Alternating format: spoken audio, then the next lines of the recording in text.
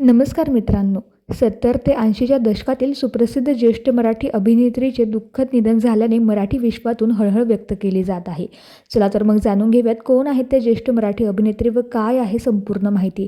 पण तत्पूर्वी तुम्ही जर आपल्या न्यूज चॅनलला सबस्क्राईब केलं नसेल तर नक्की सबस्क्राईब करा, जेणेकरून मनोरंजन विश्वातील नवनवीन घडामोडी तुमच्यापर्यंत सर्वात आधी येऊन पोहोचत राहतील. तर मित्रांनो,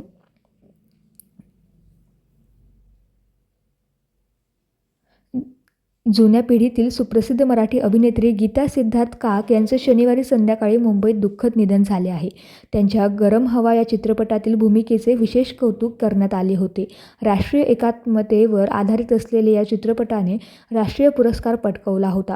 टीव्ही क्षेत्रातील निवेदक, निर्माते आणि माहितीपट निर्माते सिद्धार्थ काक हे त्यांचे पती आहेत.